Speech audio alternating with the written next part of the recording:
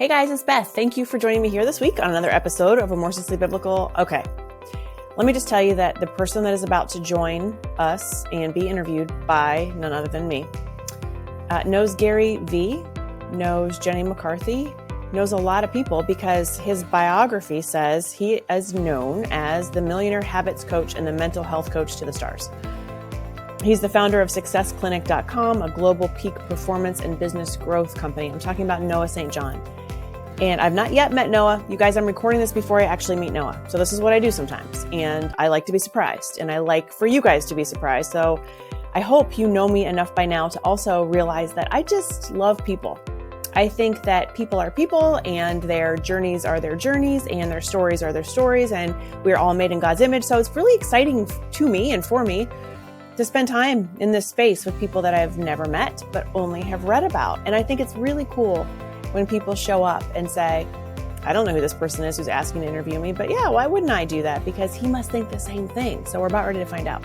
Let me finish reading his bio, and then I'm going to ask you to help me welcome him because I think it's going to be pretty amazing. Okay. Noah St. John is known as the millionaire habits coach and the mental health coach to the stars.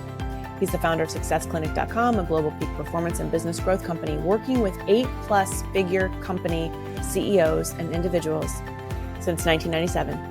Noah's clients have added more than $2.7 billion in sales by following his legendary methods. All right, we're going to see how legendary they are when he comes on the show.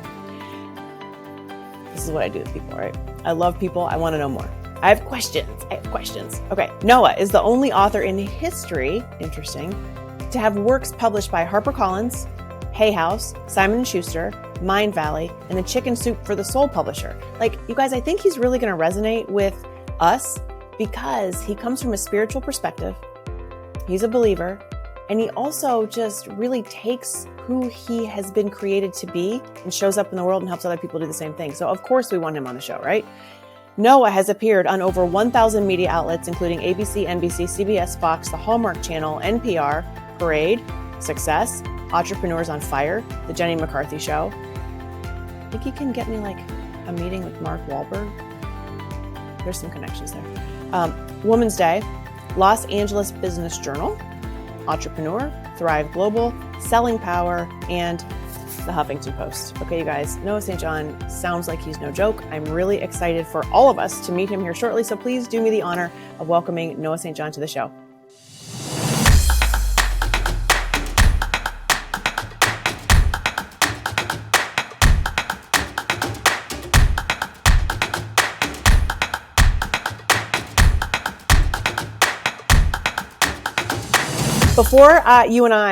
Before you hopped on here, I already recorded the intro, the outro, and the commercial. And here's what I said. I'm like, when I was researching Noah, I see him stand next to people like I'm in love with, Gary V, Jenny McCarthy. I'm like, maybe this guy can hook me up with Marky Mark. Because, I also grew up in the 80s, a little bit later, but in the 80s, I'm like, these are my people. How does Noah know these people? That's my question.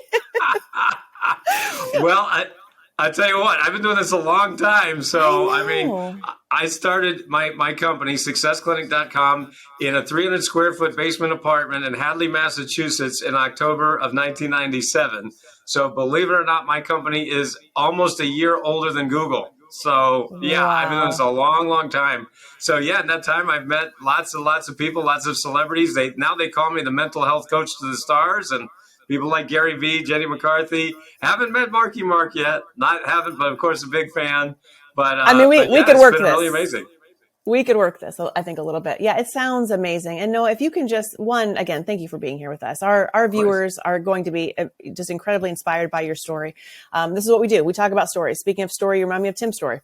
And I love people like this, right? I grew up loving Zig Ziglar and also 7 Habits, highly effective people. Like, I've always been one of those folks that are just instantly attracted to other people who say, there's got to be more to who I am right now in this moment.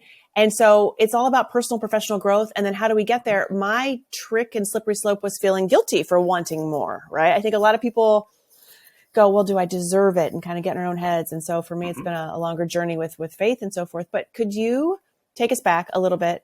So you're in a tiny little apartment. You have this vision or some shower thing was happening in 1997. All of a sudden something hit you that made you go down this path. What was that? What did that look like for you? Well, there were actually two epiphanies that I had in 1997. The first was the shower that changed everything. When I discovered my method, my process that we call Afformations, not affirmations, but Afformations with an O, Afformations. This is my book from Hay House called the Book of Afformations. And then the second epiphany was when I discovered a condition that I call success anorexia. Now, I know that sounds funny to some people, but it's very serious and very true. There are literally tens of millions of people in this country and around the world who are suffering unknowingly from this condition that I discovered many years ago. And it's called success anorexia, meaning exactly what you were just referring to, Beth, which is that many people who achieve a certain level of success, then they feel like that for whatever reason that, they have to sabotage it. They're not worthy of it. They don't deserve it, or whatever it might be, which I also refer to as your head trash in your head that says, I can't do it, or I'm not worthy, or whatever it might be. And therefore it causes people to sabotage. So the trick is that prior to my work, there was one solution for self-sabotage. In other words, if you're self-sabotaging, do you know what the solution was prior to me coming on the scene? The solution was stop doing that. Like Bob Newhart, stop it. Exactly. Stop it. That's exactly. That's come up many times in interviews. Stop it. All right. If you're sabotaging, stop it.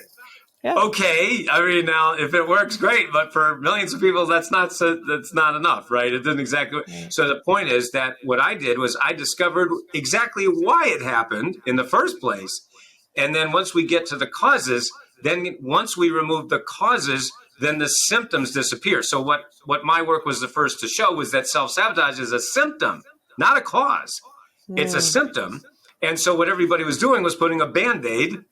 Well, it was like this. It's like putting a Band-Aid on someone who's having a heart attack. There, you feel better now? It's like, not really, no. I'm still kind of hurting in here, buddy. So that's why what I do is I perform, if you want, psychic surgery on the person. And that's one of the reasons, quite frankly, that, one of the things that we do is we help people, for example, we have programs where we help people make more in 12 weeks than they had in the previous 12 months. And while working less than they were doing, I mean, literally doing less and making twice as much or even 4 times. We just had one person go through my program.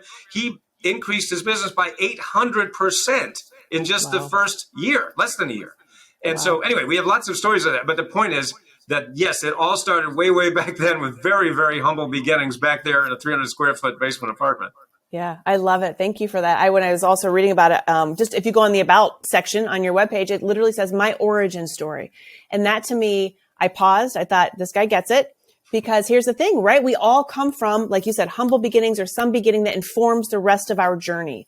And unless we sort of say, I'm aware of this, then we just kind of keep going almost blindly, like our origin story didn't have an effect when in fact it always does. You cannot escape an origin story. And so for me, you know where I grew up because I told you not far from where you're sitting right now. I went to a Catholic church there for 30 years. I am Irish and Italian, didn't have a choice. I was going to be raised Catholic. So I heard the story of thou shall and thou shall not.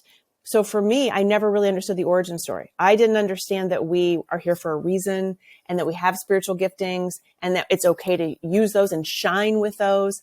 And I think a lot of people get off track. So when you're coaching people, consulting with folks, doing what you do you start there? Like, do you go all the way back and sort of say, all right, we have to sort of deconstruct all this? Or how does that work? Well, we do that frequently, yes. I mean, let me put it this way.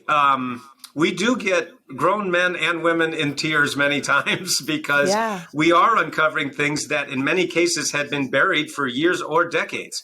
And so here's an example that I often like to share, whether I'm speaking, doing private workshops or corporate events or keynote speeches. One of the things I like to say is imagine your home and imagine that right now, just for whatever reason, you decided not to take out the trash. This week, how you take out the trash every week, most people, right? But you say, you know what, this week I don't feel like taking out the trash. I'll just leave it, right? And then the next week goes by, you're like, just leave it. I don't need to take out the trash. Just leave it, right? And then a month goes by, 2 months, 3 months, 6 months, maybe a year, and you don't take out the. What does your house smell like right now? Ugh, what does it look like?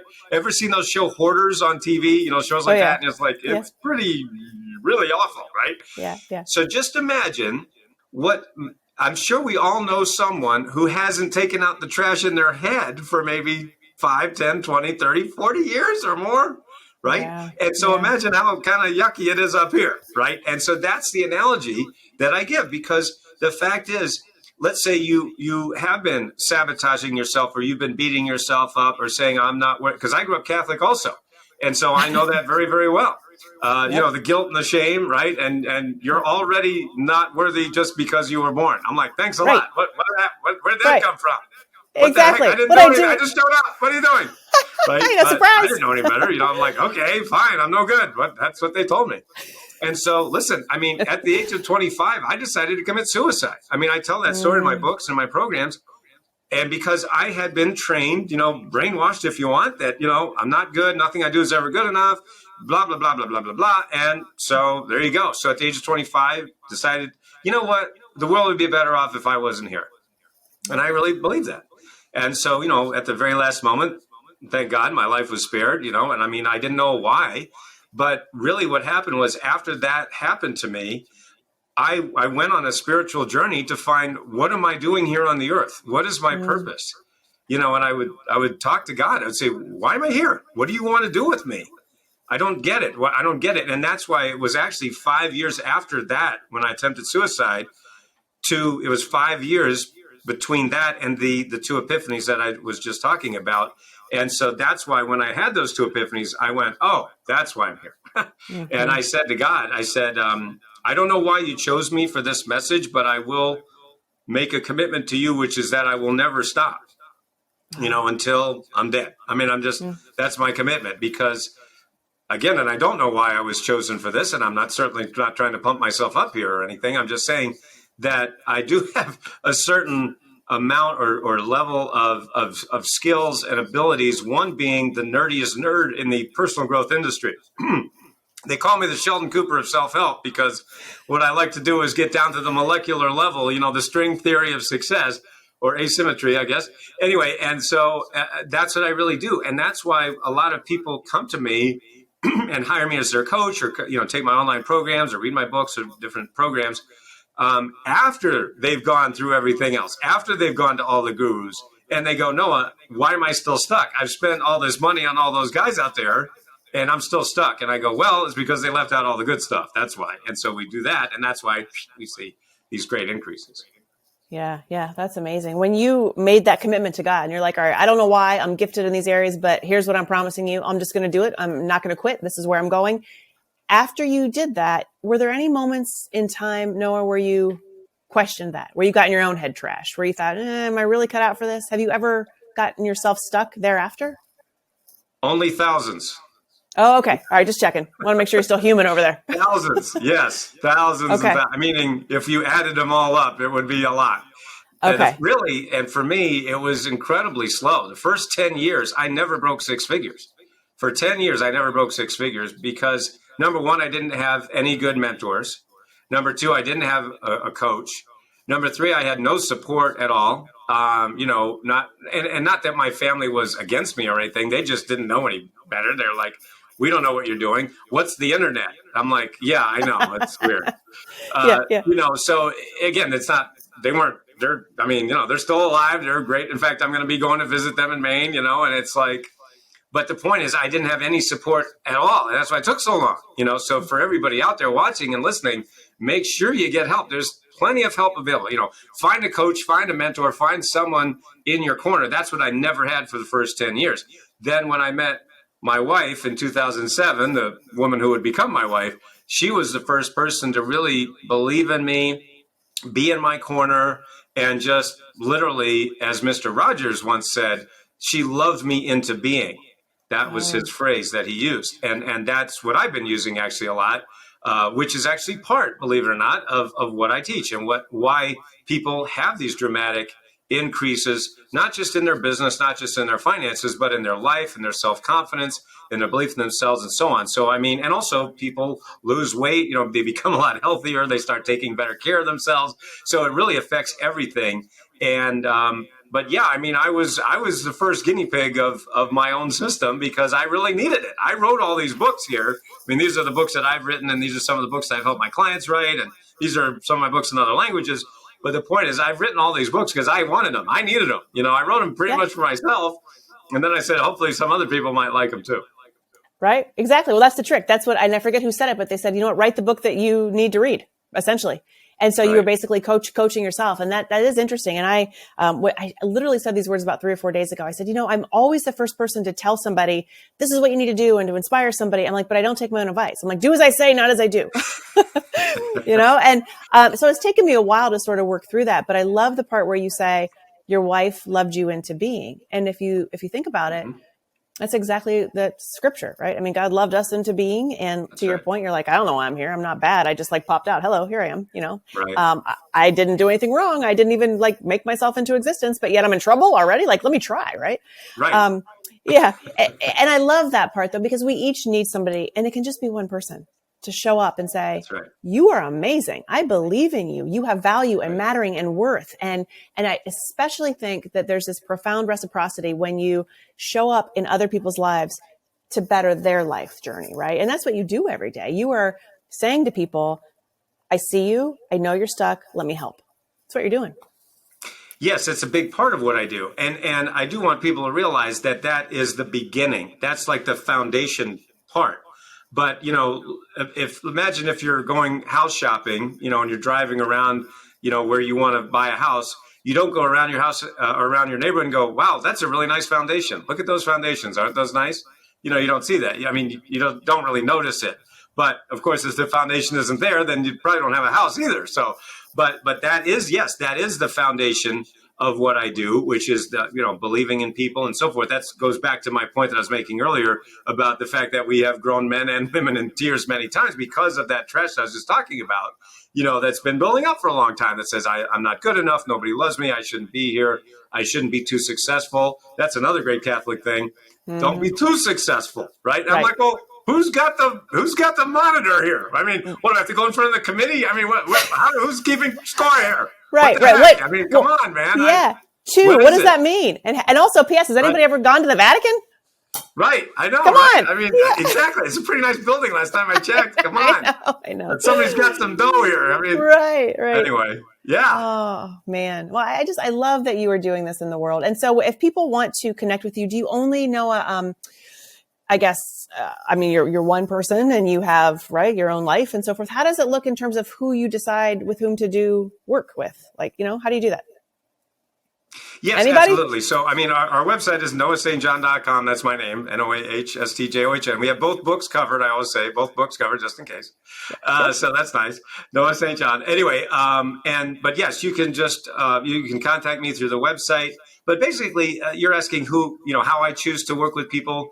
Number one, and this is really important, somebody's just got to be coachable. If they're coachable, if they're open, if they're available, and if they're able to be truthful with themselves and with me, and it sounds, of course, it's harder than you think, especially when we're getting down to this level. I'll give you an example. We had one client that I was working with, and she had been making about $5,000 a month in her business. She was a business owner and making about $5,000 a month in her business for several years. And she'd spent lots of money on all these other different programs out there, and stuff like that. But really hit that ceiling and couldn't break through. So, when she hired me, we really got down to some pretty deep stuff, and I was actually working with both her and her husband because they worked in the business together.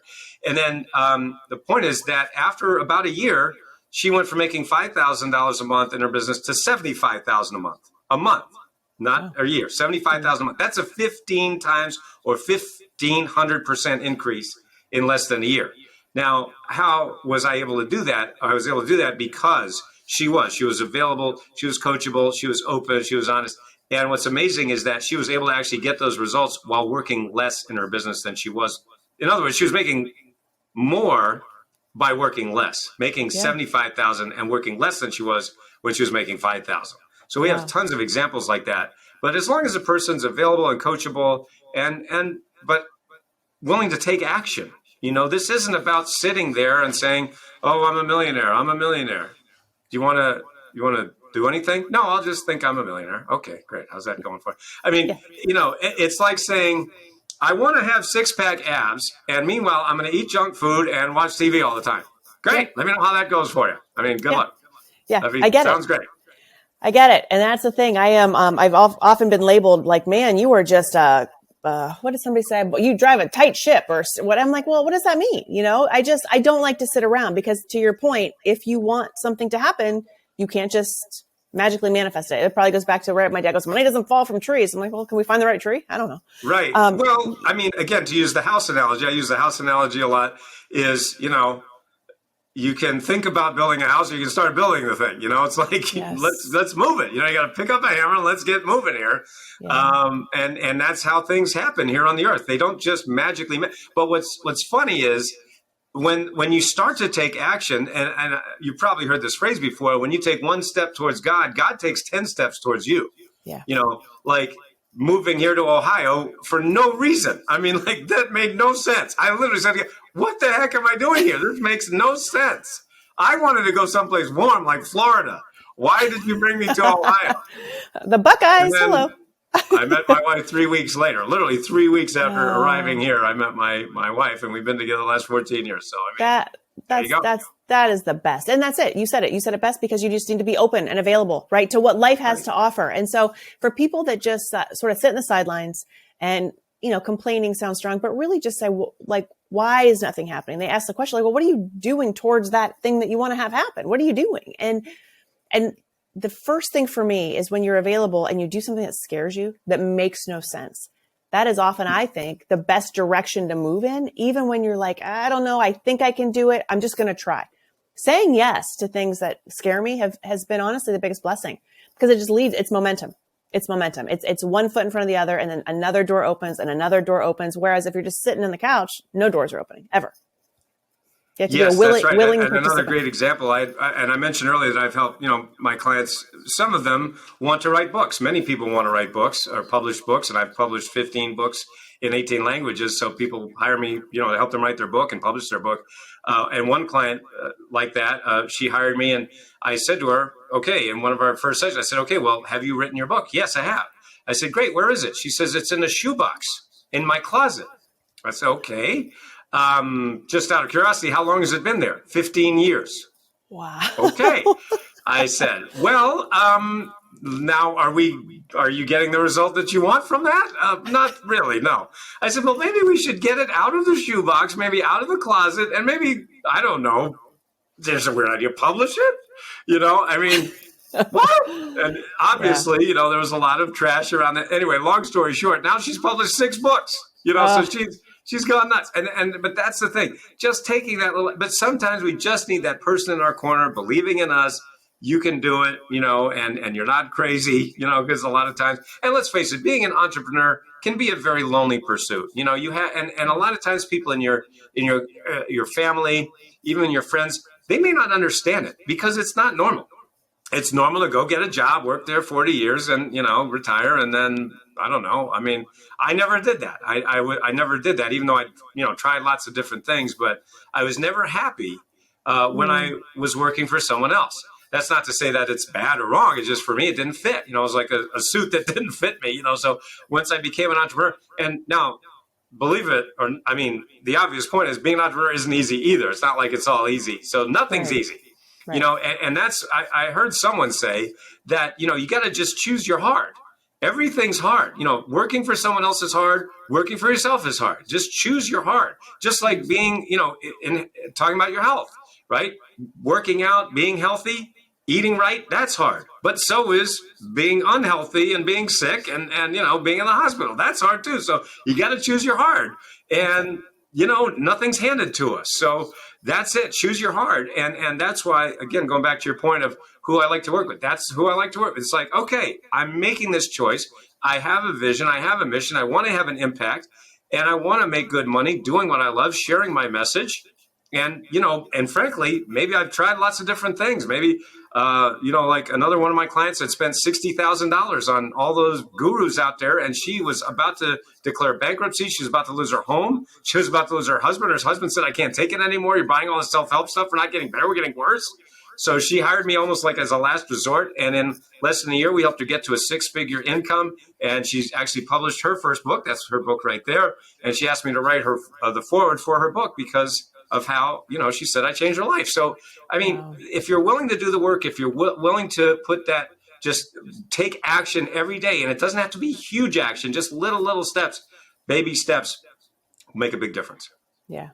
Thank you. We cannot thank you enough for sharing all of this insight with us. And I told our viewers before you and I came on here together that get ready to be inspired, people. And I have been in the last 20 minutes. I'm like, what am I doing next besides driving up 77 to see?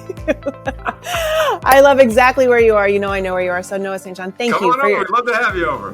Thank you. Thank you for your time and for your expertise and for just continuing to be the person that God made you to be. So thank you. My pleasure. Hey guys. It's me. I don't know what to say at the end of all these shows. I really don't. People amaze me. And here's the thing.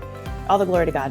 That's it. I mean, when we show up in the world exactly as God created us to be, we are doing exactly what his plan has always been, right? So for a long time, I never really understood that it wasn't about me.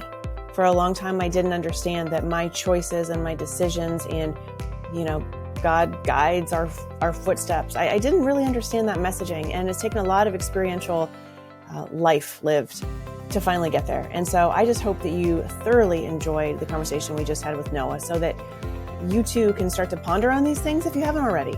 And if you have, keep going, keep showing up exactly as God made you to be.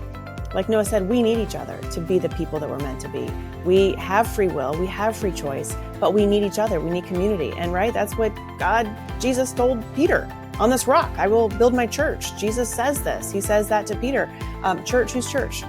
All of us. We are the church. We are priests. We are called to the priesthood. We're in this thing, you guys. And so, I don't really have a lot of time or patience anymore the older I get to sort of argue with folks that are just not necessarily showing up authentically and believing in the stories that we're sharing here. Not to say we don't love them, not to say we don't encourage them, but it is to say we have a purpose and a plan, and we're moving forward, and we're going to the ends of the earth, and we're doing things that we are called to do based on the people that we are meant to be. So I hope that you are just greatly inspired after hearing Noah speak and encouraged to continue on your own journeys, whether you are right now in the face of facing adversity, challenges, seasonal transitions, difficulties in life. Keep moving forward. Don't look back. You're not going that way. Don't look back. You're not going that way. Keep moving forward. Keep being exactly who you've always known that you are, because God's always known it. He knew you before you were born. So thank you as always. If I can help in any way, you guys know where to find me, bethfisher.com. Sign up for my newsletter. Happy to help coaching in coaching capacities. I'm happy to help. So go there, check it out, subscribe to the podcast, the Remorseless Podcast. If you haven't already, rate it, review it, only if you like it. And wow. Okay. I wish you peace. I wish you love. I wish you authenticity. And I will see you guys next week.